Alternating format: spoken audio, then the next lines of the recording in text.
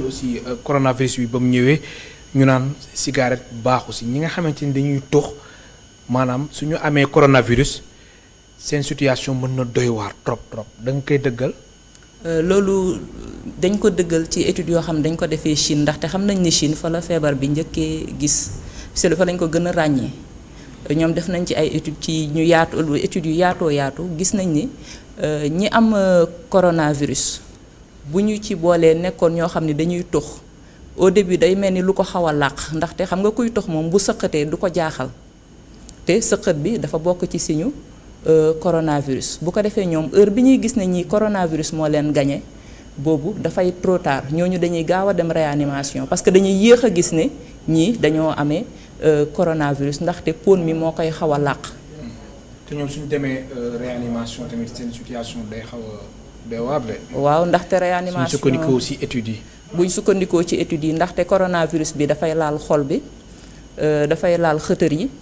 dafay laal deret bi aussi gis nañ ni dafay def ay lumb yu ndaw lumbu deret ci biir sidit yi te cigarette bi tamit loolu daf koy favoriser dafay yokk malchance ngay am ay lumbu deret yu ndaw yu doxantu ci biir sidit yi ñun li ñu gën a ragal mooy AVC fii nag day dem ba lumb yi dafay bëri ci kii bi ñu naan ko dafay jàpp organe yëpp rein yeeg du bàyyi dara bu ko defee ñooñu seen réanimation dafay métti dafay diis te ndam du ci gaaw a am.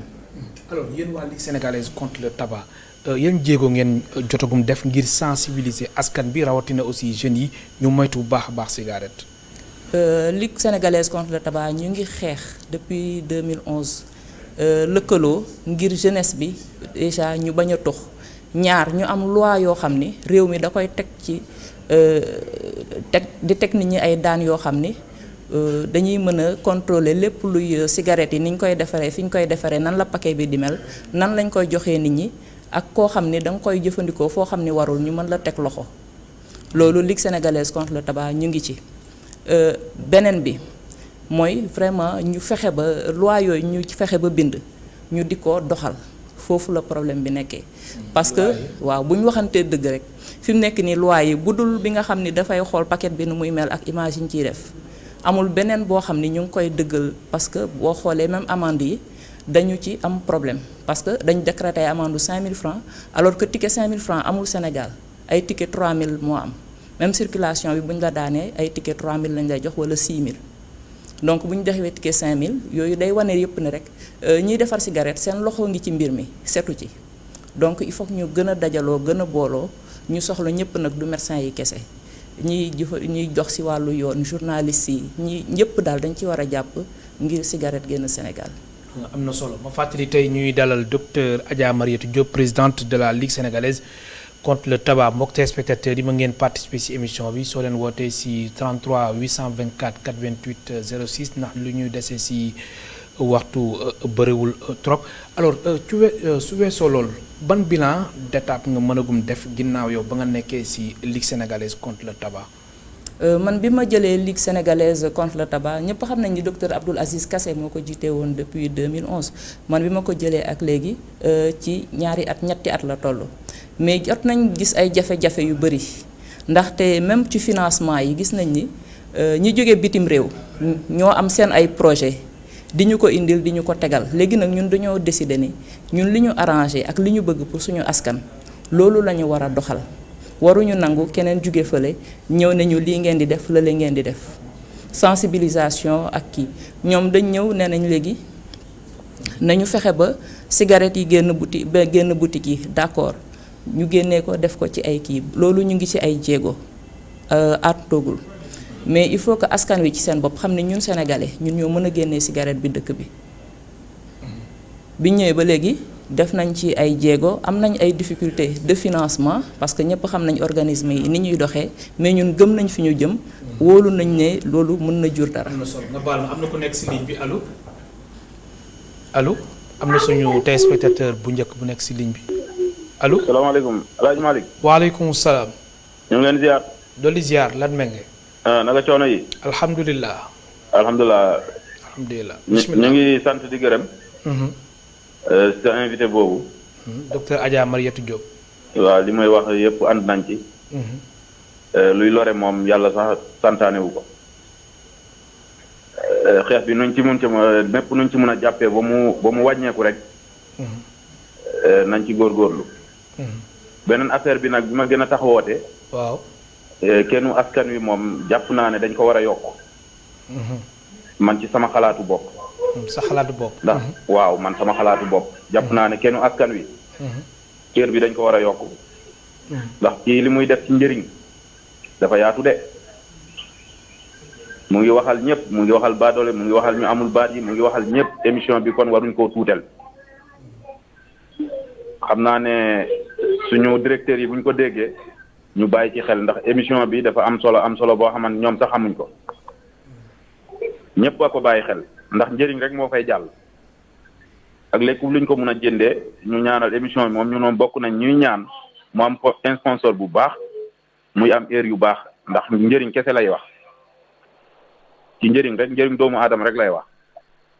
ñu ngi nuyu ñëpp di baalu ñëpp ak loolu nag sama xalaatu bopp la. jàpp naa ne auditeur la waruñu wàññi heure bi dañ ko war a yokk. asalaamaaleykum wa rahmatullahi taala wa barakaatu maa ngi gërëm ñëpp. jërëjëf ñu lay gërëm bu baax di la sant alors sànq yaa ngi woon si bilan bi ak lan lañ jot a def su weesoo loolu. su weesoo loi yi ñu ngi dugg ci gox-goxaat yi ndaxte pône mi nekkul Dakar rek dafa nekk ci biir gox-goxaat yi gox-goxaat yi tamit dañ ci am wàll ñooñu ñoo mën a jóg jàppale xeex bi.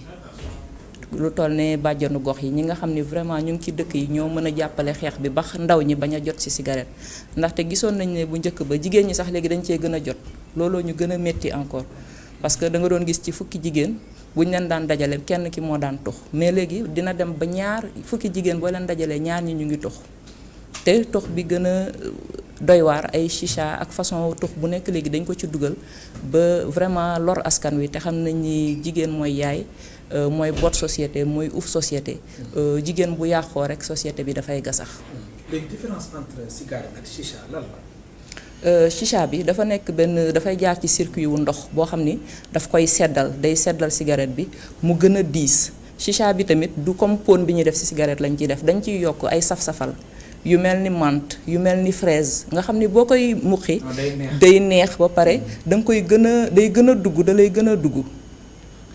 bu ko defee benn séance chicha di nga ci mel ni ku ci dox ñeent fukki bantu cigarette. xam nga loolu dafa doy waar. beneen bi mooy paasante bi xale yi di paasante loolu day joxe ay infection. baaxul de am na ko nekk si ligne bi allo. salaamaaleykum. waaleykum salaam. sëñ bi na ngeen def. alhamdulilah kilifa gi baal ñu nga yëkkati kàddu gi. maa ngi ziar yéen a ngi ci jàmm bu baax. alhamdulilah delloo ziar. ñu ngi rafetlu liggéey bi. bisimilah. maa ngi wootee Saloum. ñu lay déglu kilifa gi. ñu ngi rafetlu émission bi bu baax. alhamdulilah. cigarette moom luy lor la. askan wi yëpp war nañ ci taxaw kenn ku nekk xam sa bopp. xam ne nit ku nekk waroo dugal sa bopp ci lu lay alak. te jël di jël sa alal di ko financé ci loo xam ne moom sa benn njëriñ nekku ci. ndax luy gàttal sa fan di yàq say dund loolu moom kenn ku nekk war na ko daw. kon daal ñu ngi yee askan bi yëpp ne ñëpp bàyyi xel ci waxtaan bi bu baax. xam ne jamono bi léegi jamonoy sàmm sa bopp la. te jël sa xaalis nag di ko financé ci loo xam ne maanaam luy gàttal sa fan lay doon di la indil wéradi di yàq sa àddina moom am na lu ko gën kon ñu ngi rafetlu liggéey bu baax. ñu ngi rafetlu ITV daal liggéey bi am na solo ñun nag bu nekk dañ leen di siifu. jërëjëf ñu ngi kontaan bu baax jërëjëf. jërëjëf. macha allah jërëjëf. sànq yaa ngi doon expliquer différence entre cigarette ak chicha. ak tamit paasante bi. waaw ni ñu koy joxandee tamit gis nañ ni day am infection yu jëm ci xëtër yi yu bëri yu am lu mel ni tuberculose wala yeneen feebar yu ñëw ci xëtër bi loolu tamit chicha bi daf koy def. te ndaw ñi wax dëgg yàlla war nañ ci bàyyi xel chicha bi baaxul wax nañ ko ci kàllaama yëpp ñu xam ko. alors lan moo waral aussi chicha am bayre am na ñoo xamante ni sax dañuy préférer chicha duñu jël cigarette wala neexaay bi nga doon wax sànq moo tax. waaw safal yi ñuy def ci biir la. ndaxte boo jëlee cigarette bi boo ñu ko muqee nii sa wet sax dafay mel ni lu la lakk. ndaxte dafay bëri ay poussière ak yooyu mais chicha bi dañ koy liggéey ba nga xam ne dafay sedd. boo gisee saxaar bi jógee ci chicha bi day mel ni lu diis loolu nag da nga koy gën a muqi et puis dafay saf fraise saf menthe lépp am na saf ku nekk lu si ligne nekk bi waaw allo allo salaamaaleykum. allo allo maa ngi lay dégg salaamaaleykum. waaleykum salaam. sëñ bi maa ngi leen di ziar na ngeen def. alhamdulilah delloo ziar. alhamdulilah ñu ngi suivre seen émission bi. jërëjëf. am na solo lool. ndax yu mel ni dañ ci war di gën di waxtaan bu baax a baax gën ci ñaax ndaw ñi. ndax masque parti bi ñu baree bari di leen ci dugal ñàkk xam la ak dañ kumpa. bu nga xasee ba tàbbi ba ci biir nag mu indil leen musiba moo xam ne ñoom seen bopp ndax dañu mujj am problème bàyyi ko mais dama seetlu it ñiy xeex tabac. waaw. war nañu jël dëkk bu mel ne Touba tey ni mu nekk ci Sénégal ak ni mu mel fii réew mi gannaaw Dakar Touba tey mooy deuxième ville bi maanaam te dëkk boobu amul tabac maanaam boo fi juddoo yaroo fi doo ko sax xam maanaam modèle yu mel noonu it ñoom war nañ fi ñëw di ko visiter di gën a tasaare image yooyu ci adduna bi bañ xam ne mën na nekk daal mën na nekk ndax boo xoolee tubaab yi ko fi indi woon wala ñi nga xam ne tey dem nañ ba xam ne da ngay gis ñu koy interdit ndànk lieu public yi lieu sàngam interdit nañ ko fi lieu sàngam interdit nañ ko mais damay ñaax daal ñi nga xam ne ñoo koy xeex ci réew mi ñuy gën di jël modèle tubaab bi di ko gën di tasaare ba àdduna yëpp xam ko ndax it lu doy waar la parce que fii boobu xale bu ndaw boo fi juddoo yaram fi doo ko xam yooyu yëpp kon war nañ koy gën a jàllale bu baax a baax ñëpp jël ci misaal asalaamaaleykum. jërëjëf am na solo de lu mu wax am na solo de. am na solo torop Touba bu ñuy xeex sa pon ñun foofu la ñuy njëkkee ci kilifa diine yi te gis nañ ne bu ñu fa demee li ñuy njëkk a wax mooy dañuy dugal seen loxo ci xeex bi bu baax a baax ndaxte Touba c'est la première ville sans tabac au Sénégal dem nañ nag ba 1886 xalif général Laayeen yi tamit moom rëbb képp kuy jëfandikoo pon kon foog naa ni Sénégal am nañ ay royuwaay mën nañ ci jàpp tamit ndaxte pon moom amul fenn fu mu baaxee. am na solo allo allo allo kooku def mel na déggante wuñu allo ñu xaaral tamit beneen téléspectateur si 33 824 88 06 laataa ñuy ñëw si yeneen laaj yi allo am na ku nekk si ligne bi allo. allo. allo salaamaaleykum. waaleykum salaam baal ñu nga wàññi télé bi. waaw El Hadj Malick. bisimilah kookal la fa nga ñu woowee. Dame Loum. bisimilah Dame. maa ngi leen di woowee Malika. alhamdulilah ñu lay ziar. waaw tey daa mel ni da ngeen a soppi heure bi de dégguloon 17h. waaw léegi heure bii ñeenti waxtu la. léegi 16h la. waaw 16h ba 16h30.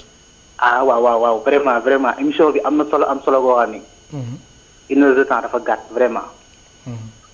Vraiment ñu ngi gërëm directeur bi. si xalaat bu rafet bi mu am ni yokk waxtu émission bi. non léegi 16h ba 16h30 la. 16h. ba 16h30 waaw. El Hadj Malick loolu gàtt na de. kilifa yi xam naa ñu lay dégg. loolu El Hadj Malick. waaw. loolu gàtt na dañ ko def 16h ba 17h30. waaw 17h dafa am beneen émission buy am moo tax. d'accord émission buy ñëwaat loolu moo tax. waaw directeur nañu dimbali si loolu waaye émission bi dafa am solo. incha allah jërëjëf. macha allah waaw pour wax si lu jëm si tabac yi. vraiment ñun xamuñu daal jeunes yi fi mu toll nii lan moo dugg seen bopp yi. parce que docteur Kassé maa ngi ko dégg si benn émission RTS. mu ñuy xamal ni que tabac ak chicha c'est la même chose. amul différence.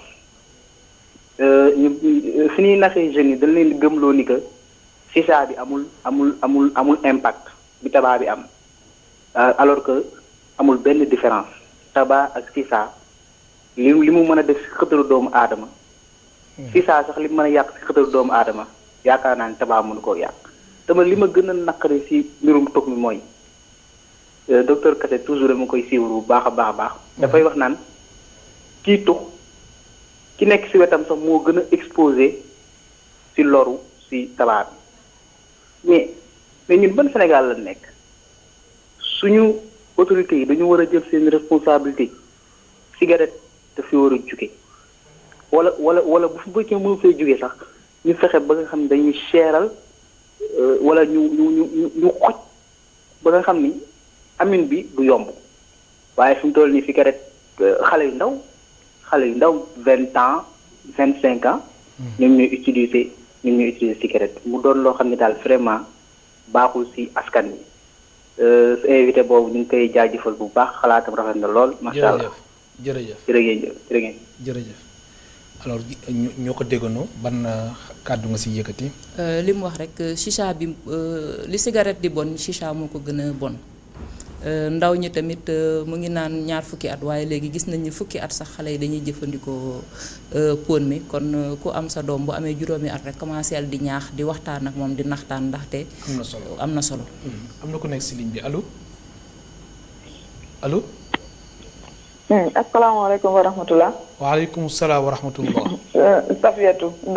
Safiatou bisimilah. voilà en fait maa ngi jaajëfal Cissé sa invité bi madame Diop. docteur Adja Mariétou Diop. voilà docteur ñu ngi koy remercier parce que li mu fi wax leer na ñu xam ne situation yi ñuy gérer en fait dafa métti parce que dafa nekk xeex boo xam ne nii dañu nekk face à des puissances yoo xam ne nii en fait c'est difficile de les combattre. parce que ñoom en fait seen loxo dafa dugg parfois ci impôts yi ñuy fay état beeg affaire yooyu noonu donc puissance bi dafa tax en fait seen xeex du yomb mais toujours est-il que nañ xam ne population bi en tout cas am na ñoo xam ne ni ñu ngi derrière ñoom di leen jàppale par rapport ak xeex bi li gën a grave en fait ci tabagisme bi mooy lan. mooy ne fu mu ne ay xale yu ndaw kon ni ñu ko waxee léegi ay xale yu ndaw ñoo ciy nekk te li leen ciy dugal sax doo ko xam ay temps yu ñàkk fayda moo leen ciy dugal te li ci gën a grave léegi mooy xale yu jigéen ñi ci bokk nga xam ne complexe kese. moo tax en fait ñu ciy dugg par rapport ak chicha beeg lu ma la mën ci wax ay quoi moo leen di dugal ci tox bi mais maa ngi laaj kii docteur Diop. par rapport ak kii ñuy def stratégie yi ñuy def est-ce que par rapport ak domaine cinématographique parce que gis nañ ne ci film yi ci théâtre yi au Sénégal vraiment dañuy wane tout le temps des gens yoo xam ne ni dañuy tox tout le temps te loolu ça ne donne pas une bonne image n'est-ce pas à la population sénégalaise rax ci aussi dafa mel ni dañuy gën a ñoŋal tox bi ci Sénégal donc loolu bëgg naa en fait ñuy def ay démarches allant dans le sens de sensibiliser ces gens yi nga xam ne ni ñooy def théâtre yi et tout cela pour ñuy wàññi tox bi ci télé bi jërë ngeen jëf. jërëjëf ñoo ko déggandoo. wax na dëgg jërëjëf ñun dafa mel ni sax ñuy def film yi ak théâtre yi dañuy kokkali ndaxte xam nañ ni loolu loi bi mayewul ñuy wane ci luy jàll ci télé kuy tox wala kuy jëfandikoo yenn yi. am na nag ñu am doole ñu nekk seen ginnaaw comme ni mu ko waxee waaye foog naa bés bu ñu ci jàppee kenn yoon topp la ba kaso fekk la ci wala nga fay ci daan yu 10 a 10 bu beneen yoonee keneen dootu ko def. kon da nga jàpp ni ñoom da leen di kokkali. waaw ndaxte loo xam ne droit boo xam ne fësal nañ ko.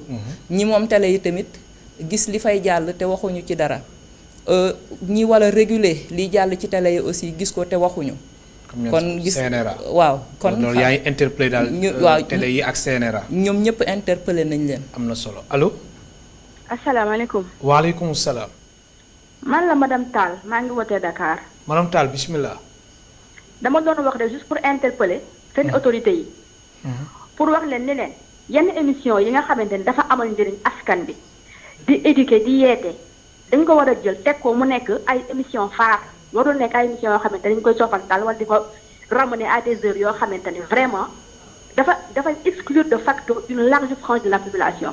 parce que lu ñu doon dem 17h ñun ñu ngi déjà ñu ngi koy naqar 17h bi c'était trop tôt parce que ñëpp dañoo war a toog ay 17h30 18h ñu def ko mu nekk émission phare boo xamante ne mais yéen a ngi lancé au moins yéen da ngeen seen émission bi dafay lancé chaîne ITV gis nga nit dafay am base boo xam ne dañ ci sukkandiku ñu indi valeur parce que bu ngeen ne la chaîne des valeurs dafa interpeller lu bare émission bi dina jàngale lu bare loo xamante ne nit ñi liñ intérêt bi ñu ci am amuñ ko woon ci émission yu bare parce que xam nga da nga am ak un peu ak l'autre comment dañ Khalifa Diakhaté donc moom tamit il est très intéressant ci ay émissions yi mu def tout ça là donc yéen da ngeen di yeete mu nekk avec ay ñoo xamante ne mosu leen gis ay et puis yéen da ngeen indi de nouvelles têtes parce que dañu habitué à du divertissement boo xam ne amalul benn njëriñ askan bi ak ay politiciens yoo xamante ne plateau télévision yi dañuy tourner depuis une 60aine d'années les mêmes têtes on voit les que les politiciens amaluñ ñu benn njëriñ émission bi daal ngir yàlla ak maa ngi interpellé Mamadou Ibra Kane na nekk émission phare boo xamante ne lii dafay jaay Sénégal partout dans le monde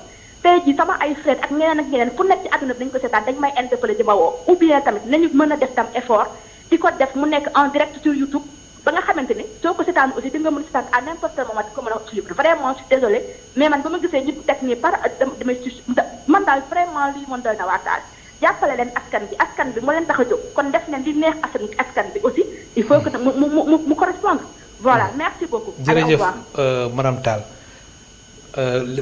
Adja am na leen loo xam ne aussi war nañ ko wax maanaam appareil yi gis nañ cigarette chicha mais am na ñoo xam ne appareil nañuy utiliser. cigarette électronique bi la ñuy. waaw cigarette électronique bi.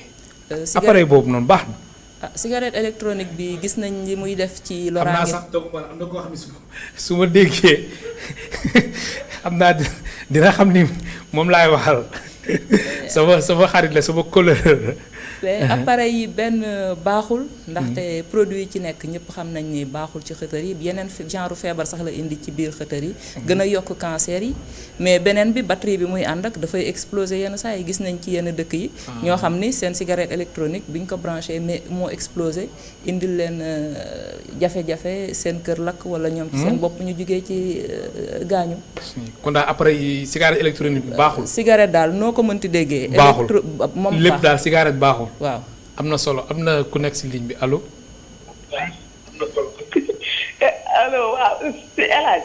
man la Safiatou maa ñëwaat ngeen jéggal ma. bismillah waaw même logique bi laay nekk que Lat Mbengue ak madame Tall. très sincèrement.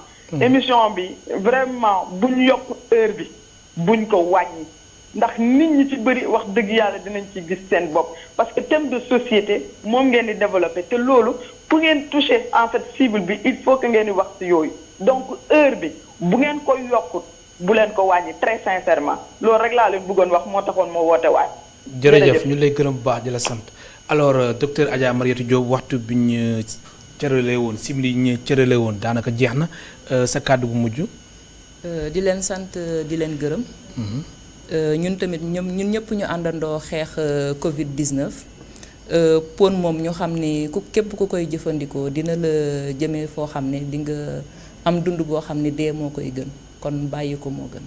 am na solo ñu lay gërëm baax di la sant docteur Adja Mariétou Diop ma fàttali yow yaay présidente de la Ligue sénégalaise contre le tabac mbokk téléspectateurs yéen tamit di leen gërëm baax di leen sant ba suba incha allah ñeenti waxtu.